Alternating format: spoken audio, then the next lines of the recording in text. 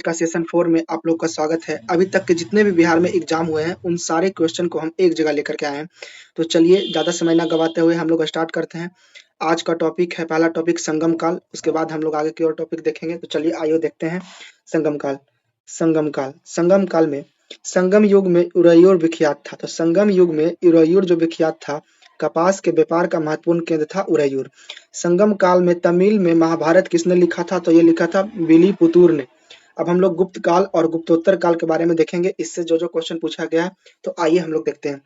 पहला टॉपिक है कि झांसी के पास देवगढ़ का मंदिर और इलाहाबाद के पास गढ़वा मंदिर में बनी मूर्तियां किस कला के महत्वपूर्ण अवशेष हैं? तो ये जो है गुप्त कला का है। अगला देखेंगे, चेर राजवंश की राजधानी कहाँ थी? तो कुरबुर या करूर थी।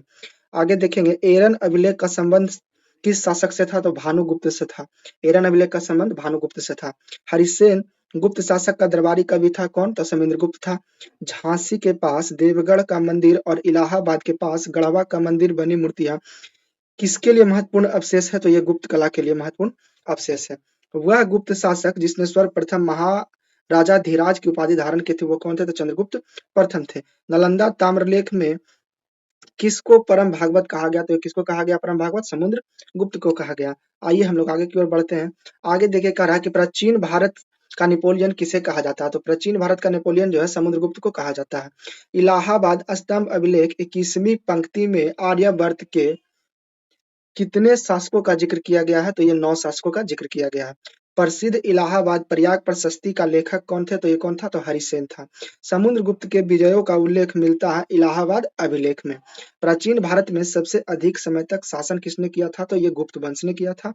नगरों के क्रमिक पतन कौन काल की एक महत्वपूर्ण विशेषता है? तो गुप्त काल की एक महत्वपूर्ण विशेषता है। वह वंश जिसने मंदिरों एवं ब्राह्मणों को सबसे अधिक ग्राम अनुदान में दिया था वो कौन वंश था जी? तो गुप्त वंश था।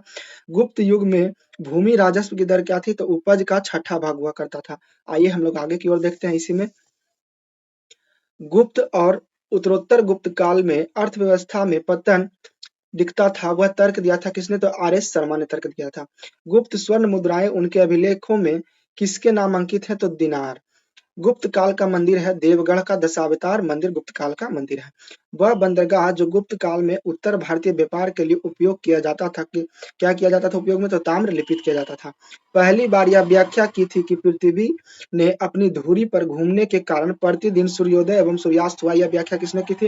ये हमारे किए थे आर्यभट्ट साहब ने किए थे। वह भूमि जिसको अपरहत कहा जाता है, बिना जोती हुई जंगली भूमि को अपरहत कहा जाता है। प्रसिद्ध चीनी यात्री फाहियान ने भारत की यात्रा की थी किसके शासनकाल में? तो चंद्रगुप्त द्वितीय के शासनकाल में। आइए हम लोग आगे बढ़ते हैं।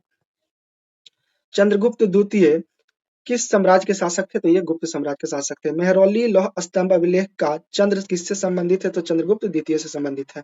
गुप्त शासकों में से विक्रमादित्य की उपाधि किसने धारण की थी? तो चंद्रगुप्त द्वितीय ने धारण की थी। वह गुप्त शासक जिसने शकों को पराजित किया था और इस कारण से शकारी कहलाता, वह कौन था? तो चंद्रगुप्त द्वितीय था। 3 प्रसिद्ध बंदरगाहों सोपारा, काम्बे और भड़ोच को गुप्त साम्राज्य में मिलाया था किसने? तो चंद्रगुप्त विक्रमादित्य द्वारा मिलाया गया था। वह गुप्त शासक जिसने अपने बड़े भाई की हत्या कर सत्ता प्राप्त की थी वो कौन था? तो चंद्रगुप्त द्वितीय था। गुप्त सम्राट जिसे हुनों को पराजित किए थे वो कौन थे? तो स्कंद गुप्त थे। मुद्रा राक्षस नामक पुस्तक के लेखक कौन थे? तो मुद्रा राक्षस पुस्तक के लेखक थे विशाखदत्त। आइए हम लोग आगे की ओर चलते हैं। हमारा अगला क्वेश्चन है कि देवी चंद्रगुप्तम नाटक के रचनाकार कौन थे? तो ये भी विशाखदत्त थे। 12 प्रकार की भूमि का वर्णन किया गया था अमरकोश में। आयुर्वेद के प्रसिद्ध ग्रंथ अष्टांग हृदय के रचनाकार कौन थे? तो बाग्भट्ट थे। वह कवि जिससे कुमारा संभव महाकाव्य लिखा था कौन था? तो कालिदास था। ताम्र पत्र लेख दर्शाते हैं कि प्राचीन काल में बिहार के राजाओं का संपर्क किससे था? तो जावा और सुमात्रा से था। कर्नाटक वंश के संस्थापक कौन थे? तो नान्यदेव थे। कर्नाटक वंश का अंतिम शासक कौन था? तो हरि सिंह था। नालंदा विश्वविद्यालय की स्थापना का युग है गुप्त। नालंदा विश्वविद्यालय के विनाश का कारण कौन था? तो मुस्लिम था। ये देखिए बीपीएससी का पूछा हुआ क्वेश्चन है। जितने भी हम क्वेश्चन करवा रहे हैं सारे पूछे हुए क्वेश्चन है, वो भी बिहार के सभी एग्जाम में पूछे हुए क्वेश्चन है। तो सेशन को एक भी सेशन को मिस मत कीजिएगा। तो आइए हम लोग आगे बढ़ते हैं। नालंदा विश्वविद्यालय विश्व प्रसिद्ध था बौद्ध धर्म दर्शन के लिए। आइए हम लोग आगे की ओर बढ़ते हैं। अगला है कि चीनी यात्री हेनसांग ने किस विश्वविद्यालय में अध्ययन किया था? तो नालंदा विश्वविद्यालय में अध्ययन किया था। थानेश्वर की राजधानी कहाँ थी? बर्धनों की। मतलब थानेश्वर किसकी राजधानी थी? तो बर्धनों की राजधानी थी। हर्षचरित पुस्तक किसने लिखा था? तो वानभट्ट ने लिखा था। हर्षवर्धन के शासन काल में कौन चीनी यात्री ने भारत की यात्रा किया था? तो हेनसांग ने किया था। वर्धन राजवंश की स्थापना की थी पुष्पभूति ने। चीनी यात्री युवान या चुवांग हेनसांग भारत पहुंचा था 629 ईस्वी पूर्व में। आइए अब हम लोग आगे की ओर चलते हैं। मैच द फ्लोइंग देखिए, चंद्रगुप्त प्रथम, कुमारा देवी, समुद्रगुप्त, प्रयाग शिलालेख, चंद्रगुप्त द्वितीय, विक्रमादित्य, कुमारगुप्त, महेंद्र द्वितीय। आइए हम लोग आगे की ओर बढ़ते हैं। कलहन की पुस्तक का नाम क्या था? तो राजतरंगिणी था। पूर्व गुप्त काल में शीशे के सिक्के की एक बड़ी संख्या जारी किसने की थी? तो सातवाहनों द्वारा की गई थी। किरातार जूनिया पुस्तक किसने लिखी थी? तो भारवी ने लिखी थी। आइए हम लोग आगे चलते हैं। गुप्त वंश का संस्थापक कौन था? तो श्रीगुप्त था। गुप्त संवत प्रारंभ हुआ था 319 ईस्वी में। आइए हम लोग आगे की ओर चलते हैं। हर्षवर्धन साम्राज्य की राजधानी कहाँ थी? तो कन्नौज था। वह चीनी यात्री जो चंद्रगुप्त द्वितीय के समय भारत आया था कौन था? फाहियान था। राजपूत काल में नवीन जाति किसके प्रमुखता में आई? तो कायस्थ। गुप्त शासकों में अश्वमेध यज्ञ संपादित किया था समुद्र गुप्त ने।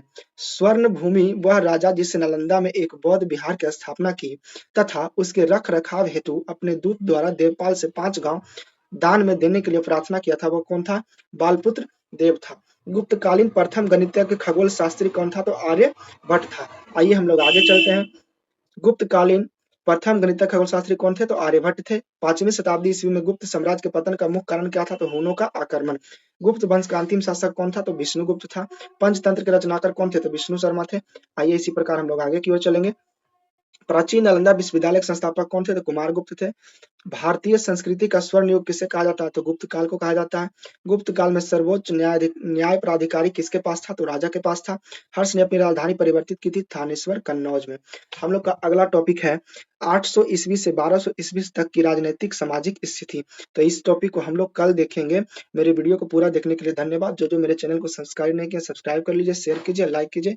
इसी तरह का हम लोग सेशन 5 कल लेकर के आएंगे। धन्यवाद।